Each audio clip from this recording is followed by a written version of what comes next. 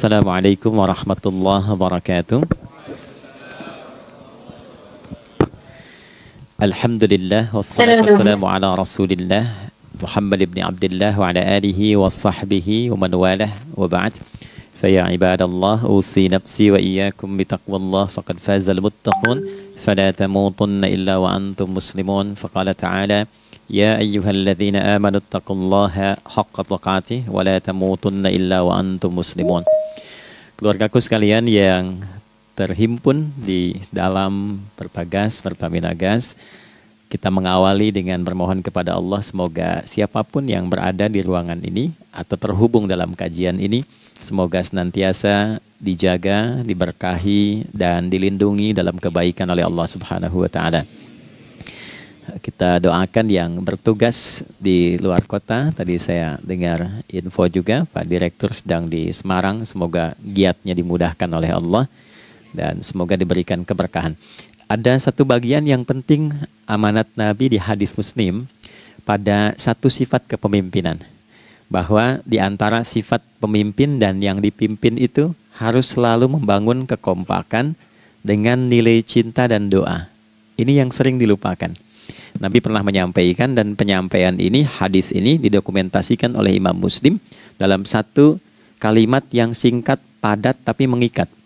Khiyaru a'immatikum man tuhibbunahu wa yuhibbunakum.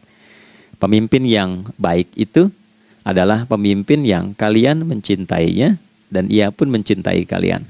Nah, membangun cinta itu salah satu jembatannya dengan doa. Oleh karena itu, di antara doa yang dianjurkan saat Anda memulai pekerjaan, itu bukan hanya untuk pribadi, lancarkan pekerjaan saya, tapi juga sehatkan pimpinan saya, pimpinan mendoakan sehatkan anggota saya, sehingga semua itu melahirkan sifat harmoni yang memberikan kenyamanan dan kebahagiaan dalam bertugas.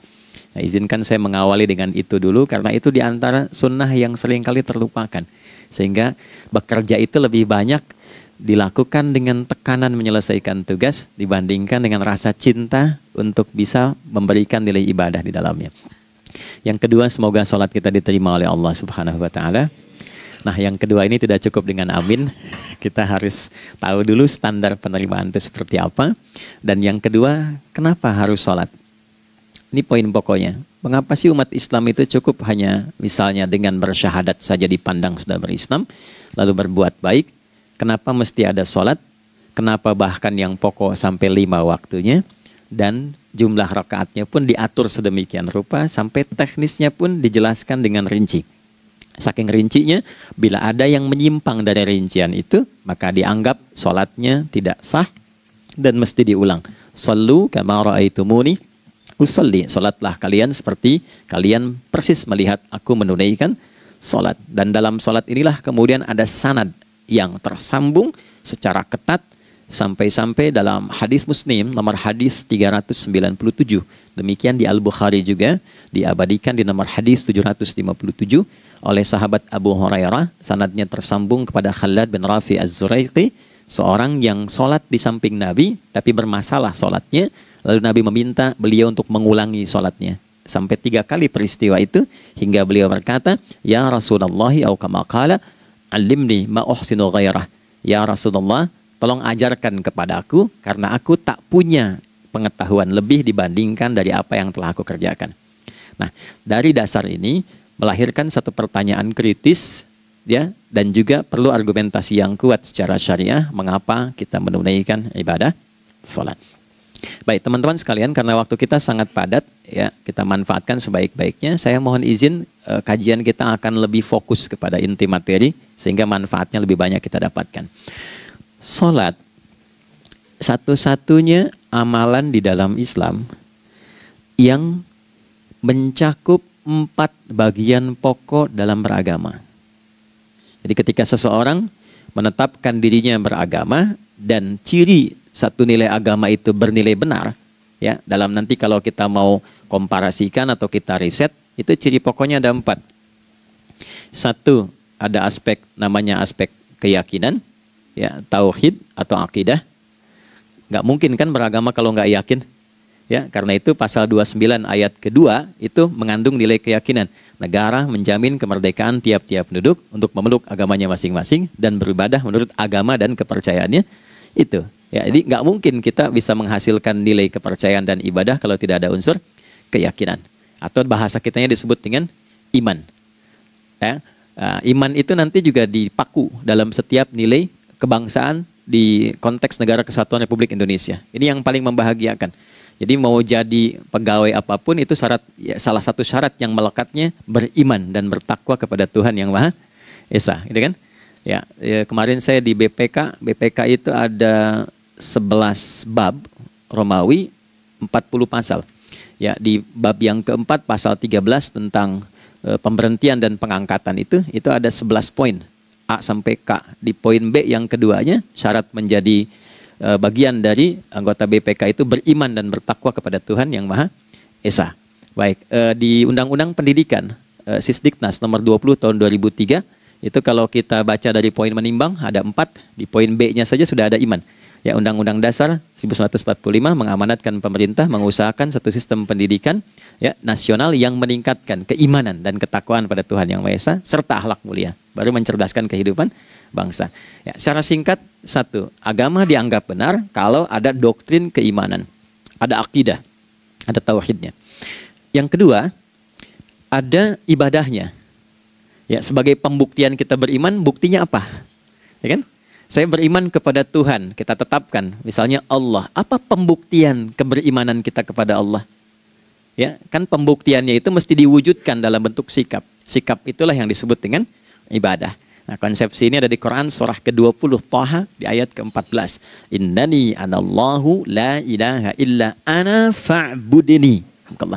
Ya, sungguh aku tegaskan bahwa akulah Allah, satu-satunya Tuhan yang layak dipertuhankan dan disembah. Ketika Anda mempertuhankan aku, fa'budni, maka buktikan kebertuhananmu kepadaku dengan menyembahku. Karena itu namanya Allah punya dua arti. Satu yang dipertuhankan, kan? Ilahun wahid. Yang kedua yang disembah. Ya, jadi yang dipertuhankan dan disembah. Oke. 3.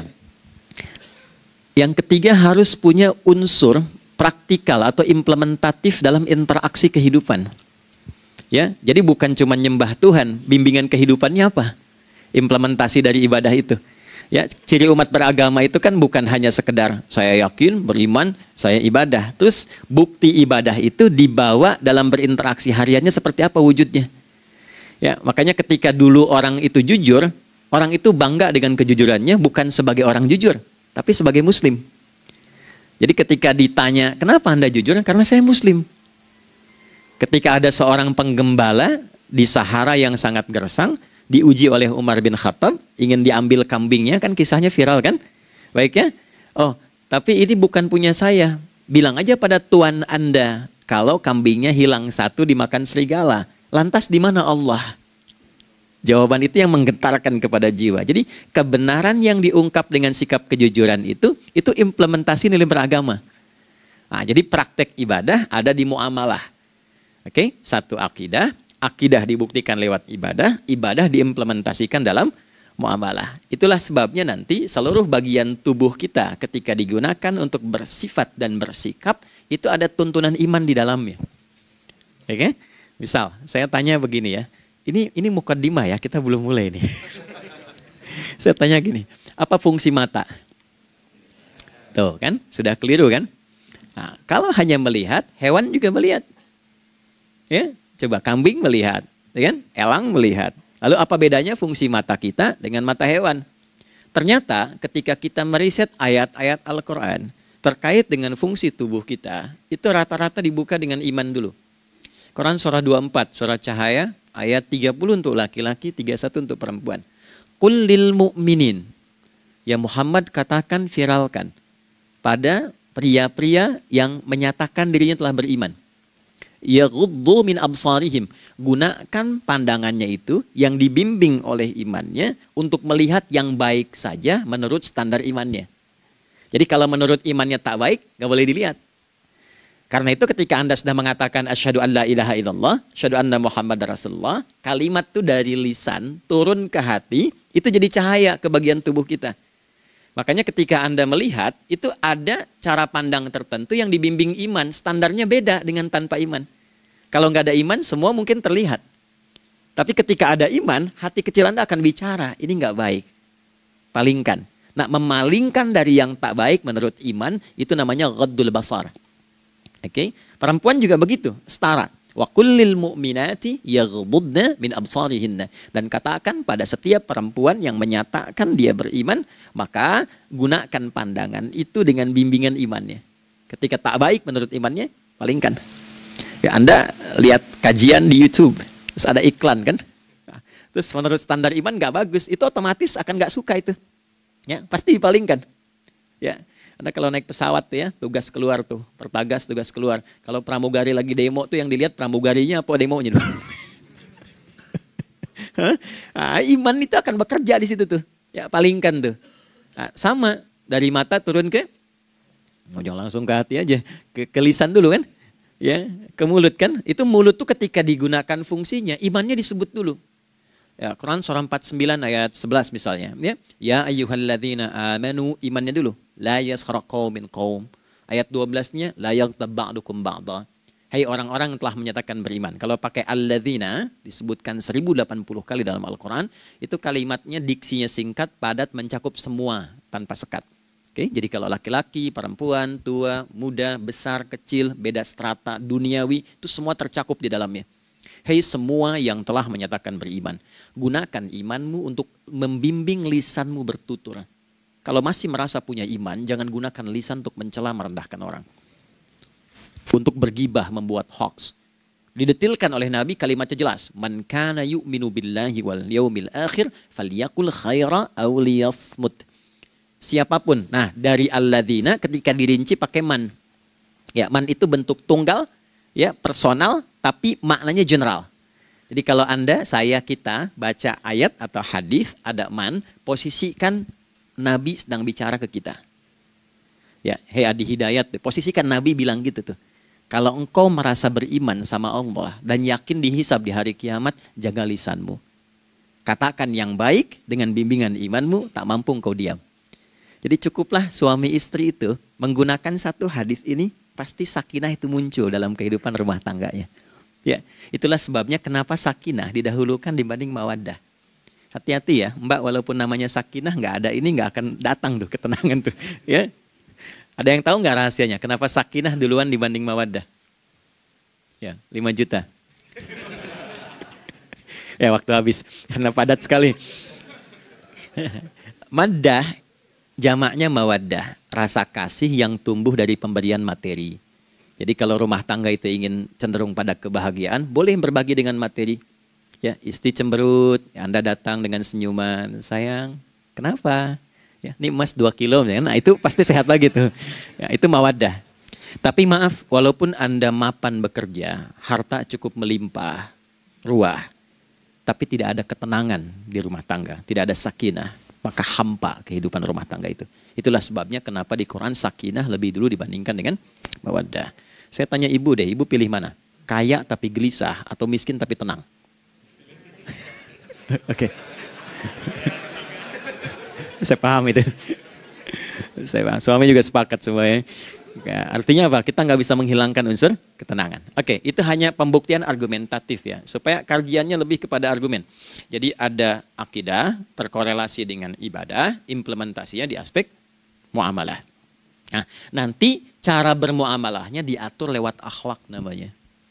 Bagaimana bermuamalah yang baik? Kan Anda, maaf ya, berekspresi kepada pimpinan dengan kawan kan berbeda. Oke, kepada orang tua dengan anak kan lain. Nah, yang mengatur interaksi kita sehingga terjalin harmoni yang baik, itulah yang disebut dengan akhlak. Nah, 4 poin inilah yang menjadi inti dakwah Nabi SAW ketika diutus oleh Allah Subhanahu wa Ta'ala. Memastikan 4 ini bisa optimal kita lakukan dalam kehidupan. Bonusnya yang kelima, selalu meningkatkan inovasi sehingga selalu mendapatkan hal baru dalam kehidupan. 5 ini digabungkan di Quran surah kedua Al-Baqarah di ayat 151.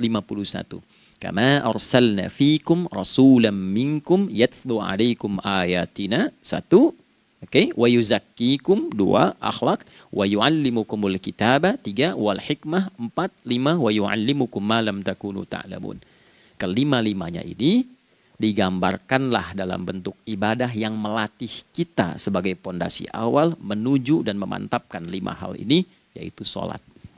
Itulah sebabnya kenapa sholat yang pokok dilakukan 5 waktu dalam sehari untuk mewujudkan 5 hal ini dalam kehidupan, dan satu-satunya ibadah yang mengumpulkan 5 aspek ini dalam prakteknya hanya sholat. Hanya sholat. Oke, mari kita detilkan, kita rinci, dan di sini kita akan mulai kajian kita. Yang tadi mukadimah ya. Baik, kita punya 30 menit. Wah, padat sekali. Bismillahirrahmanirrahim. 1. Salat adalah perwujudan iman seorang hamba. Karena itulah kalimat salat pertama kali disebutkan dalam Al-Quran, itu letaknya setelah kalimat iman. Al-Baqarah ayat 3. Alladzina yu'minuna bil ghaibi wa yuqimunas shalah. Orang-orang yang telah menyatakan beriman dan konsisten menjaga imannya. Beda alladzina amanu dengan yu'minun. Amanu telah beriman. Tapi kalau dia komitmen dan konsisten terus menjaga imannya sampai saat dia berpulang pada Tuhannya, maka berubah nanti bentuknya kalau di bahasa Arab jadi mudhari'. Kalau di bahasa Inggris kan tuh punya 3 arti. Present, continuous, and future. Jadi kalaupun sekarang terus berlangsung sampai masa depan pun saya tetap akan beriman. Nah, pembuktian untuk menjaga iman itu pembuktian utamanya pada sholat. Itulah sebabnya satu-satunya amal ibadah dari rukun Islam yang 5 itu, ya, satu-satunya amal ibadah yang disebut iman dalam Al-Quran hanya sholat. Teman-teman boleh buka Quran surah kedua Al-Baqarah di ayat 143. Ya, di pertengahan ke ujung ayatnya. Saya percepat. Wa ma kana Allahu liyudhi'a imanakum. Dan Allah nggak akan pernah menyia-nyiakan sholat seseorang yang dikerjakan karena imannya. Ayat ini turun, ketika ada terjadi pergantian arah kiblat. Dari yang tadinya semula ke Masjidil Aqsa, lalu berputar 180 derajat, beralih ke Masjidil Haram. Nabi sedang berada di luar Madinah. Madinah tempo dulu, wilayahnya nggak seluas cakupan sekarang. Oke, kalau diilustrasikan, area sekitaran Masjid Nabawi sekarang itulah Madinah lah. Di luar itu sudah di luarnya. Nah, Nabi sedang sholat, riwayatnya banyak menyebutkan, ada yang mengatakan zuhur, ada asar, ada maghrib. Di pertengahan itu turunlah Al-Baqarah ayat 144. Qad nara taqalluba wajhika fis sama' falanuwalliyannaka qiblatan tardaha fawalli wajhaka syatral masjidil haram. Maka berputarlah dengan turunnya ayat ini 180 derajat menghadap ke arah Masjid Al-Haram. Problemnya adalah ketika Nabi dan pengiring beliau kembali ke Madinah, area Masjid Nabawi, kan nggak semua masyarakat ikut. Maka virallah informasi itu bahwa kiblat telah beralih ke kiblat awal, yaitu Ka'bah Al-Musyarrafah. Maka penduduk panik pada saat itu. Status sholat kami yang tadi dikerjakan bagaimana? Karena sedang nggak bisa diulang, sudah pindah waktu. Maka turunlah kemudian firman Allah yang Al-Baqarah 143 itu, wa ma kana Allahu liyudhi'a imanakum. Karena engkau mengerjakan sholat itu dengan imanmu, maka Allah nggak menyia-nyiakan imanmu itu. Maksudnya apa? Walaupun arah kiblatnya tidak tahu mengarah kepada sisi yang belum berubah, tetap dihitung pahalanya sempurna karena imannya. Nah, ini nanti yang menjadi landasan turunnya Al-Baqarah ayat 115. Walillahil masyriq wal maghrib fa aina ma tuwallu fa thamma wajhullah. Kalau Anda sedang tugas nanti di lapangan, lalu sulit menemukan arah kiblat. Aplikasi susah karena sinyal nggak masuk misalnya. Oke, kemudian juga matahari agak remang-remang sehingga sulit untuk terlihat patokannya. Maka dengan keyakinan, dengan iman itu, menghadaplah ke arah yang kita yakini, maka berlakulah Al-Baqarah 115. Di saat itu diterima amal ibadah kita sama dengan yang menghadap kiblat dengan dasar imannya. Oke, nah pengertian terbaliknya, mafhum mukhalafahnya, maka Nabi mengatakan, al-farqu bainal mu'min wal kafir tarkus shalah. Beda antara orang yang beriman dengan yang belum beriman adalah pada sholatnya. Jadi kalau ada orang mengatakan sudah beriman dan tidak menunaikan sholat, ini artinya keimanannya belum diakui sepenuhnya oleh Allah Subhanahu wa taala. Jelas ya? Halo, kenapa sedih begini? Maaf, saya terlalu cepat nggak? Enggak ya? Baik. Jadi dalam poin ini penting pembedanya di sholat. Itulah sebabnya kenapa dari kecil kan, usia sekian, dari mulai 3 ke arah 7 tahun contohkan. Ya, orang tuanya sholat bentangkan sejadah. Kalau bisa, kalau anak sudah mulai suka tuh kasih model sejadah yang anak-anak sukai bentuknya. Ya, dulu ada anak saya senang model mobilan, saya tidak sebutkan supaya tidak endorse gitu ya. Dikasih sejadah dengan pola itu, dia senang tuh ikutin. Kita nggak minta sholat, dia datang sendiri. Ya, nanti setelah mulai 7 tahun kan baru diajarkan dengan baik, diajak ke masjid kalau yang laki-laki. Demikian seterusnya. Ya, mengapa dari awal dituntun seperti itu? Untuk memberikan sebuah penguat bahwa penjagaan iman dimulai dari sejak dini. Ya, tapi di Indonesia saya perhatikan kelasnya sudah advance. Ya, TK sudah manasik gitu. Okay. Itu satu ya. Karena nanti kalau Nabi bilang begitu artinya akan terjadi orang mengatakan beriman tapi tidak sholat. Ya, makanya keras dari awal Nabi katakan bahwa pembeda antara orang yang beriman dengan yang baru klaim beriman itu pada sholatnya. Ya, pada sholatnya. Mengerjakan sholat maka sah status imannya, tidak menunaikan sholat maka bermasalah imannya. Itu poin yang pertama. Yang kedua teman-teman sekalian, ibadah. Kita lanjut ya. Sholat adalah bagian pokok terpenting dari ibadah. Nah, di sini kita akan mulai membuka sedikit rahasia terkait dengan aspek ibadah ini.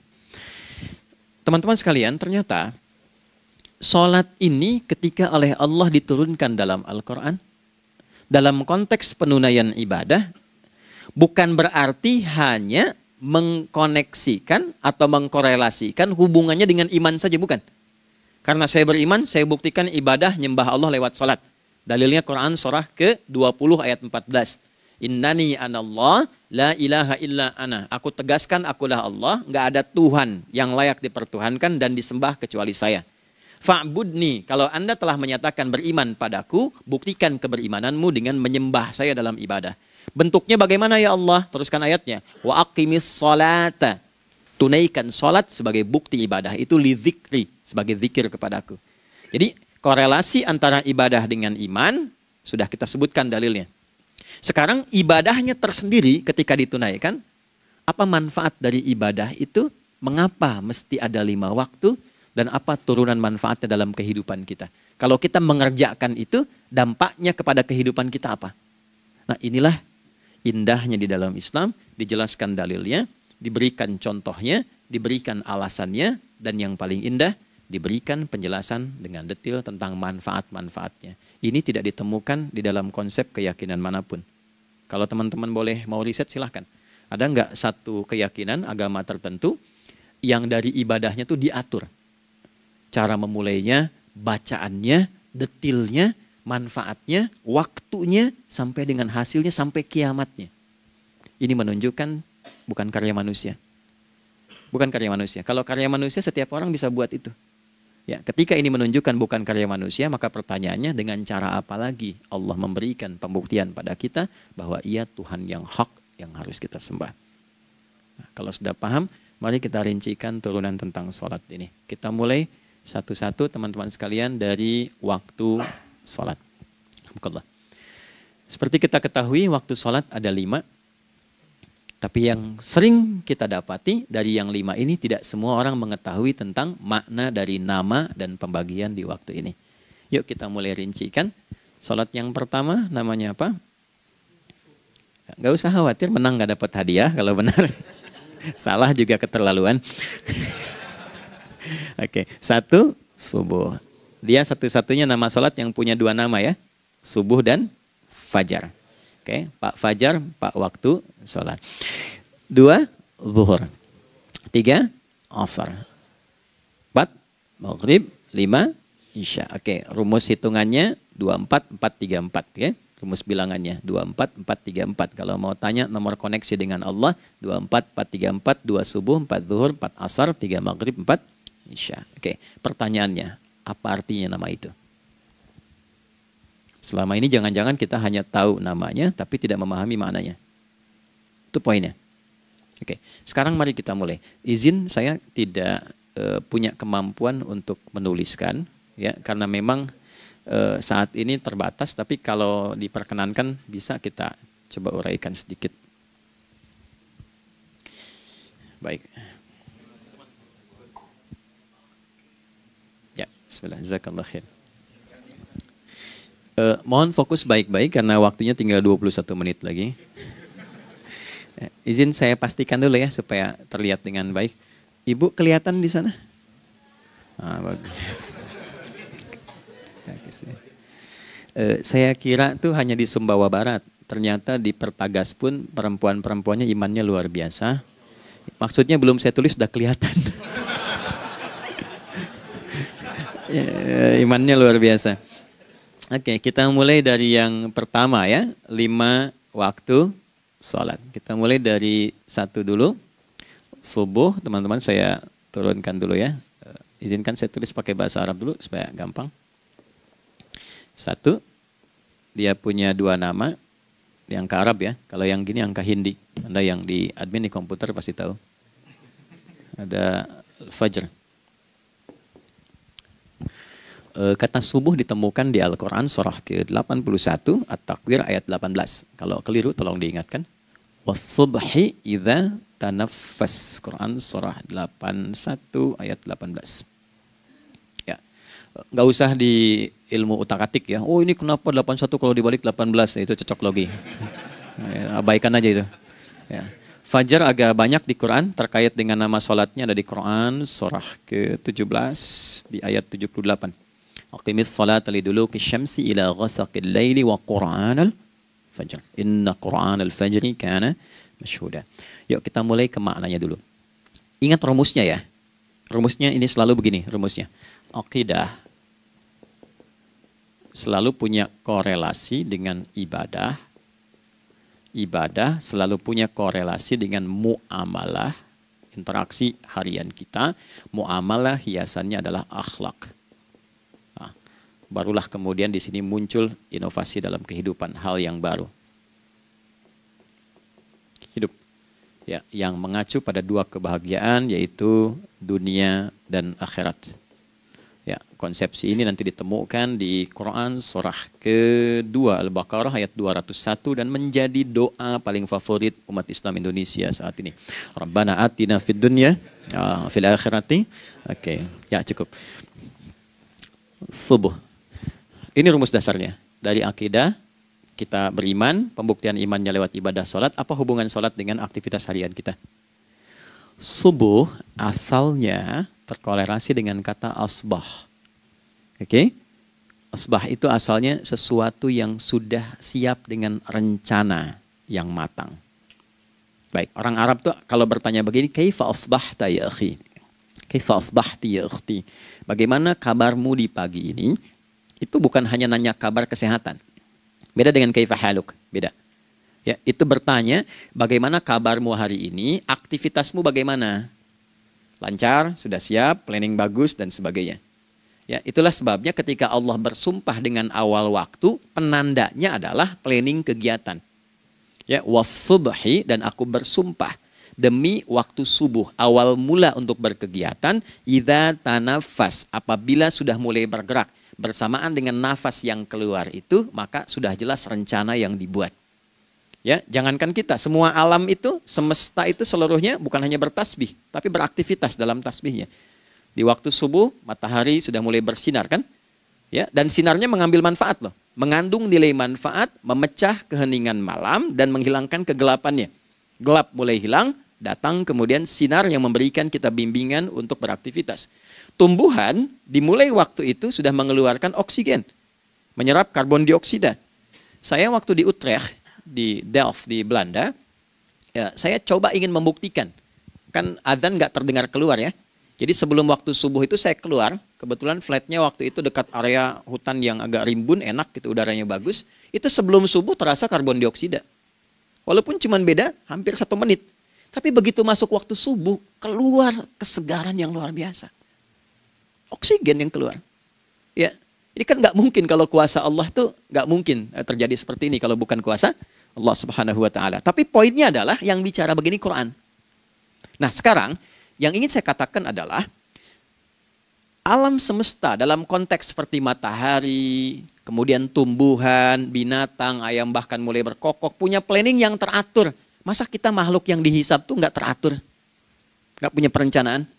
Maka subuh itu mengajarkan kepada kita, jangan sampai ada orang Islam yang punya keimanan, lalu menunaikan sholat, diajarkanlah oleh Allah, setiap masuk subuh itu harus punya agenda yang jelas.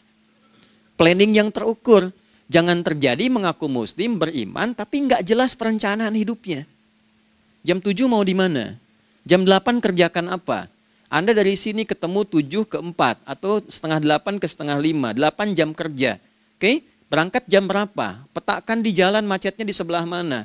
Ukur sampai kantor tiba jam berapa? Apa yang mau dikerjakan di kantor? Itulah Islam, itulah subuh. Sehingga tidak ada satupun orang Islam di era Nabi mengajarkan beraktivitas kecuali terukur dan teratur. Bahkan Nabi memulai itu evaluasinya di malam hari. Sehingga turun di antara surah Al-Insyirah itu ada ayat yang tegas mengatakan di ujungnya, فَإِذَا فَرَغْتَ فَانْصَبْ. Evaluasi yang telah berlalu di malam hari, evaluasinya menyeluruh sampai ke zikirnya. Dicatat nih. Ya, aku hari ini secara spiritual itu, mohon maaf, sholat jamaahnya berapa waktu tuh? Dari 5. Oke? Misalnya dari 5 itu cuma 4, berarti koreksi ada yang kurang. 1. Ya. Yang kedua, secara intelektual sudah berapa bacaan yang dibaca saat ini? Ilmu yang ditingkatkan, mensyukuri anugerah akal dan sebagainya. Bekerja sempurna enggak? Turunkan ibadahnya bagaimana? Ketika ada yang kurang, istighfari. Ya, sebagai seorang ayah, ada nggak sesuatu yang salah yang dilakukan belum sempurna? Sebagai seorang ibu, anak dan sebagainya, istighfar. Itulah sebabnya sebelum tidur Nabi ajarkan istighfar. Yang kita tahu 70 kali kan, 100 kali. Yang saya tanya, 1 ke 70 itu istighfar apa saja? Apakah hanya bilangan di lisan? Atau dari lisan diingatkan oleh pikiran, ditembuskan ke hati? Istighfar sebagai seorang ayah yang kurang maksimal melihat anak dengan baik. Anda boleh punya jabatan di kantor, boleh direktur, boleh manajer, boleh macam-macam. Tapi ketika Anda pulang, Anda seorang ayah. Saya di Timur Tengah disebut syekh. Di sini dipanggil kiai, dipanggil ustadz. Pulang ke rumah, anak saya nggak kenal itu semua. Anak saya nggak peduli itu semua. Belum pernah seumur-umur saya mengajar. Lalu saya pulang, anak saya menunggu depan pintu dan memanggil, kiai. Tidak ada. Dia ingin ayahnya. Dia ingin ayahnya. Kenapa nggak kita hadirkan istighfar pertama kita itu karena kita kurang perhatian? Kurang perhatian kepada anak misalnya. Saya kalau pulang tengah malam dan semua tertidur, saya lihat satu-satu. Perbaiki cara tidurnya, doa, lihat satu-satu, minta ampun sama Allah. Dan ya kadang sebelum mengalirkan air mata kita nggak bisa tidur karena nggak tahu nanti ketemu lagi nggak di akhirat. Itu poin yang paling penting. Nah, jadi istighfar pertama itu untuk diri kita ketaatan pada Allah. Untuk diri kita sebagai anak pada orang tua. Sebagai suami punya tanggung jawab istri atau sebaliknya. Demikian seterusnya. Nah itu kalau sudah kita bisa lakukan, dievaluasi, direncanakan besoknya. Fa'idha faraghta fansab. Direncanakan lagi yang berikutnya. Besok mau ngapain, tulis malam. Kalau kita biasakan begitu tidurnya enak. Karena nggak ada beban, damai hidupnya. Dengan teman damai kalau ada perselisihan sebelum tidur. Ya. Jadi nggak ada orang mengigau itu masalah-masalah kehidupan dunia yang belum tuntas. Ini dunia saat terjaga bermasalah, saat tidur pun masih bermasalah. Gara-gara kamu nih, ya, kapan istirahatnya? Ya. Nah ketika kita bangun dari subuh itu, maka rencana yang sudah kita siapkan itu teman-teman sekalian, dibawa menghadap Allah supaya minta kemudahan, minta kelancaran, minta pendampingan, minta bimbingan. Itulah sebabnya kita dipanggil sholat di awal waktu. Supaya rencana yang sudah kita siapkan itu minta taufiknya, persetujuan dan perlindungan dari Allah. Inilah yang menjadikan rahasia umumnya para sahabat memulai berkegiatan sejak dari masjid. Teman-teman boleh riset deh hadis-hadis tentang sholatnya sahabat dan kaitannya dengan syuruk dan pekerjaan. Rata-rata memulai dari masjid. Mereka tungguin, evaluasi, begitu siap, syuruk, minta sama Allah, berangkat. Saya mau kasih satu rahasia ya. Boleh jadi ijazah tapi ini diantara kita aja ya. Anda boleh lakukan, berangkat ke masjid itu dengan baik. Terus minta misalnya, ya Allah, kau perintahkan aku untuk berikhtiar, sekarang aku lakukan. Kau perintahkan aku untuk merencanakan, sekarang aku ikhtiarkan. Mohon lindungi, mudahkan, dan berikan bimbingan terbaik untuk mendapatkan hal yang wajar, halal, baik, dan kau ridhai. Anda berangkat. Pulang, sebelum nyampe rumah, mampir dulu ke masjid. Masjid terdekat dari rumah aja. Sholat 2 rakaat, situ. Ya, sholatnya bisa sholat wudhu, tahiyatul masjid, dan sebagainya. Setelah itu pulang. Doa dulu habis sholat. Ya Allah, aku telah berikhtiar seperti apa yang telah Engkau perintahkan. Sekarang aku memohon rizki darimu seperti apa yang telah Engkau janjikan. Kalau dengan semua ikhtiar ini belum cukup menurunkan rizki darimu, maka mohon tunjukkan padaku saat ini dengan cara apa lagi aku mesti berikhtiar. Oke? Silahkan Anda pulang dengan suasana itu ke rumah. Dan lihat apa yang terjadi. Rasakan bedanya, bedakan rasanya, dan pasti terasa bedanya. Gak ada kesan yang lain pada jiwa. Jadi yang dibawa ke rumah itu bukan aura kantor. Bukan aura jalan yang macet. Tapi ada ketenangan, kenyamanan, dan kenikmatan. Kalau teman-teman mau pakai sunnah sahabat ini dalam dunia pekerjaan, dan Anda lakukan coba sehari ini saja, rasanya pasti beda. Ya, ini bagian pertama. Nah, ketika kita ingin datang menghadap Allah, dan mulai membawa rencana kita, kan perlu isyaratnya kan, kapan dimulai? Gak bisa tiba-tiba saya bangun jam 3 langsung sholat subuh, kan tidak begitu. Ya kan? Mesti ada satu sinyal dulu, yang dari sinyal itu ada feedback pada diri kita untuk merespon, gitu kan? Nah, pancaran respon atas sesuatu yang memancar akibat satu hal yang terjadi, kalau di gaya itu kan kalau ada gaya gerak, gaya dorong kan? Ya, kalau nggak salah F1 sama dengan F2 kan? Nah, gaya gerak sama dengan gaya dorong. Geraknya dikit, bunyinya kecil kan? Kencang bunyinya, kencang. Terus ada F berbanding lurus dengan P, hukum Pascalnya. Gaya berbanding lurus dengan tekanan, kan? Semakin banyak gaya, semakin tertekan. Nah, respon yang muncul ketika ada satu misalnya gaya, tapi responnya sifatnya materi sifatnya. Ya, misal kalau Anda mau mengebor air, kan? Kemudian keluar terpancar tuh dari bawah itu keluar misalnya air. Nah, itu namanya infajar. Infajar. Dalilnya Quran surah kedua ayat 60. Wa idzistasqa Musa liqaumihi faqulna idrib bi'asakal hajar fanfajarat minhu 12 aina. Nabi Musa kata Allah itu kaummu 12 suku minta mata air. Dan nggak tanggung, setiap sukunya minta satu, katanya supaya nggak rebutan. Maka Allah firmankan, pukulkan tongkatmu yang kayu. Lihat diksinya detil sekali. Pukulkan tongkatmu yang kayu ke batu itu, maka batu itu akan terbelah dan mengeluarkan pancaran 12 mata air. Ya, tongkat kayu dipukulkan ke batu, batunya yang hancur. Karena Musa seorang nabi, gitu kan? Anda punya tongkat emas, pukulkan ke batu, maka keluar 12 air mata. Gitu ya. Nah ini, infajar. Kalau respon yang keluar itu respon buruk. Misal dalam nafsu, kan suka ada trigger ya yang memancing respon, terus nafsu keluar kan? Ya, apa saja itu? Lihat gambar yang nggak bagus, nafsu keluar, itu kan? Lihat sendal bagus, nafsu keluar, macam-macam ya. Nah itu fujur namanya, fujur. Hurufnya masih sama, cuma bentuknya berbeda. Fa, jimnya masih ada waw, ada ra-nya, fujur. Quran surah 91 di ayat 7-10. Wa nafsi wa ma sawwaha fa alhamaha fujuraha wa taqwaha.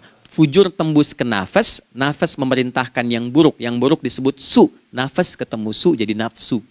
Makanya nama lain fujur itu nafsu. Dalilnya Quran surah 12 ayat 53. Wa ma ubarni'u nafsi innan nafsa la'ammaratun bisu.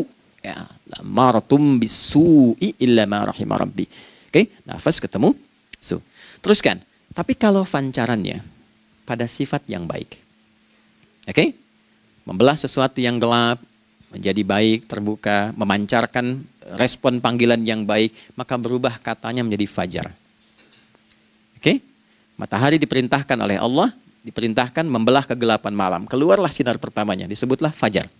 Kenapa? Karena ada respon kebaikan keluar darinya. Baik, perhatikan baik-baik. Quran surah kedua, ayat 187. Wa kulu washrabu hatta yatabayyana lakumul khaytul abyadu minal khaytil aswadi minal fajar. Itu untuk matahari. Kita lagi tidur enak-enak, sudah nyiapin rencana malam-malam. Tiba-tiba ada panggilan. Allahu Akbar, Allahu Akbar. Itulah tandanya hati kita mengkonfirmasi iman kita dalam diri kita. Cepat, sudah adzan. Pernah begitu? Nah, konfirmasi itulah dalam bahasa lain yang disebut dengan fajar namanya. Datang. Jadi waktunya matahari membelah disebut dengan fajar, konfirmasinya pun disebut dengan apa? Fajar. Ya, jadi bersamaan waktunya dengan dua hal itu. Datanglah panggilan. Itu yang dimaksud Quran, hubungan iman dengan konfirmasinya sampai ke sholatnya ada di Quran surah 8 ayat 2. Innamal mu'minuna, iman. Alladzina idza dzukirallahu adzan wajilat qulubuhum, iman. Jadi begitu ciri iman itu ada dalam jiwa, dipanggil lewat adzan, kan? Allahu Akbar, langsung merespon, ya Allah sudah adzan. Walaupun setelah adzan ada lagi getaran, baru adzan belum qomat gitu kan. Nah, misal ya. Nah, tapi inilah fajar. Jadi maksudnya rencana Anda ini agak jarang dibahas ya. Mohon maaf, ilmu ini agak jarang. Jadi jangan Anda bilang saya bid'ah, bukan. Ya, bukunya ada, referensinya ada. Cuman karena jarang dikaji, jangan sampai kekurangan pengetahuan menghukumi yang tahu jadi salah gitu. Ini poinnya. Jadi saya kalau bahas satu masalah, itu bukunya saya kumpulkan. Tafsir awal sampai akhir yang ada apa, buku-buku tentang sholat apa, baru kita keluarkan. Jadi bagian topik-topik tertentu yang dibahas. Problemnya ketika membahas tentang ibadah cuma dua. Satu, tentang bacaan, doanya apa. Yang kedua, tentang gerakan, bagaimana mengerjakannya. Yang ketiga, jarang dibahas hikmahnya apa. Padahal rumus dalam ibadah itu dalam fikih tiga-tiga mesti dipakai. Ini Quran surah kedua ayat berapa? Ayat 129. Rabbana wab'ats fihim rasulan minhum yatlu 'alaihim ayatika, ini wa yu'allimuhumul kitaba, ini wal hikmah, ini. Barulah kita mendapatkan sesuatu yang baru. Ya, ini.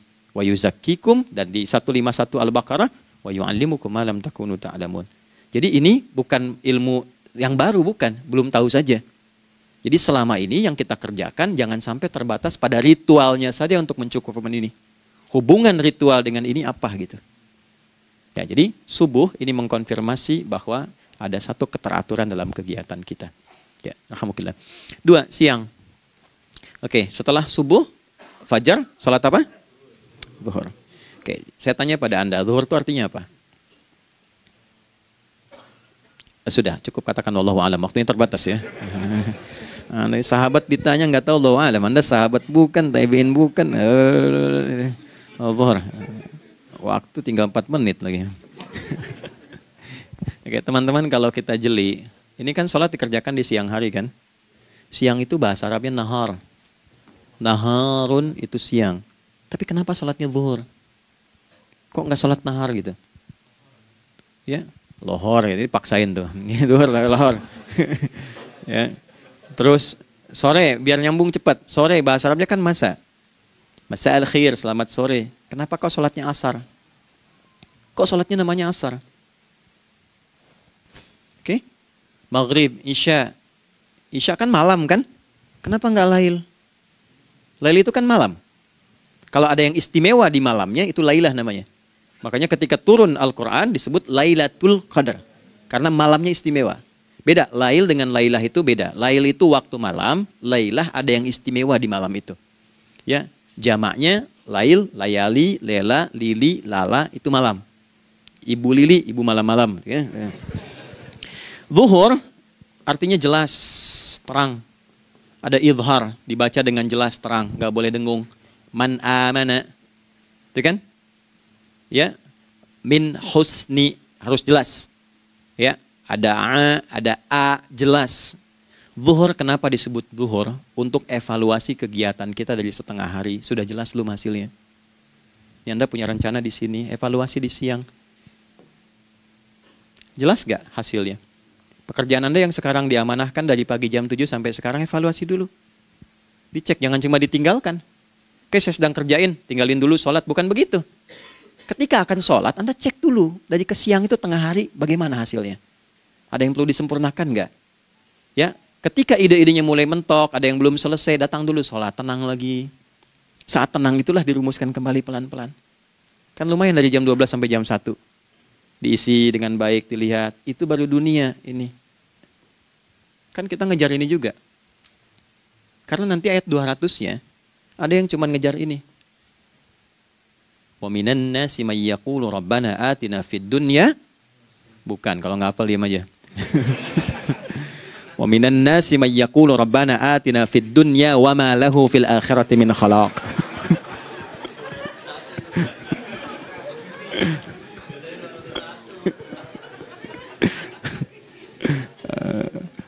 Paham kan?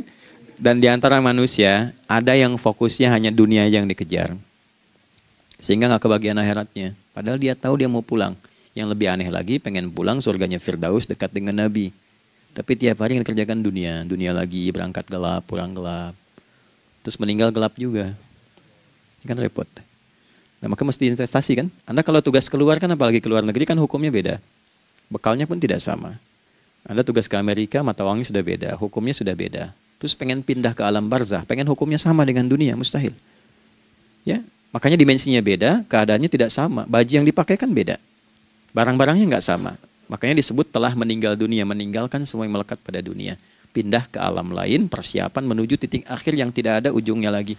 Nggak ada pembuka lagi. Jadi sudah ujung begini, nggak ada ruang lagi yang lain. Itu akhirat namanya. Makanya di sini cuma dua pilihannya. Kalau nggak ke surga, nah itu. Ya. Apa investasi yang ada di sini? Maka siang itu dicek dulu. Pekerjaan jadi ibadah nggak? Tadi niatin ibadah nggak waktu berangkat dari rumah? Kan? Waktu ngetik, waktu ngerjain di kantor, jadi ibadah nggak? Kalau ibadah, Anda nggak mungkin berbuat kriminal. Anda nggak mungkin berbuat maksiat. Nggak mungkin nipu, nggak mungkin nyogok. Nggak mungkin korupsi. Kan lagi ibadah. Nggak mungkin curang. Kan lagi ibadah. Anta budallaha ka'annaka tarah. Anda itu mengerjakan segala hal sebagai ibadah, merasa diawasi Allah. Fa in lam takun tarah fa innahu yarak. Kalaupun Anda merasa nggak melihatnya, Anda yakin Anda dilihat. Itulah kerja pakai iman, maka ini di bawah akidahnya. Jangan ditinggalkan. Nah, inilah yang selama ini kita butuhkan. Ya. Inilah yang melahirkan nilai etik, makanya ada yang dalam jiwa. Takwa itu kan dalam jiwa, melahirkan etos. Etos mendorong kepada logos, logos melahirkan patos. Kepantasan dalam bekerja. Jadi Anda sekuat apapun ilmunya, kalau nggak punya etos, itu rusak. Jadi tidak cukup akal sehat. Jiwa yang sehat itu lebih penting. Banyak orang akalnya, saya ingat, akal itu tidak memberikan perintah. Dia hanya merumuskan satu instruksi dalam jiwa supaya mudah dilakukan dan dieksekusi oleh fisik. Jadi akal yang sehat itu seberapa pandai ilmunya, seberapa cepat mengeksekusi perbuatan. Tapi kalau yang dieksekusi itu dari perintah nafsunya, masalah. Habis saja waktunya tuh. Ya. Ini gimana ini? Tolong jawab loh.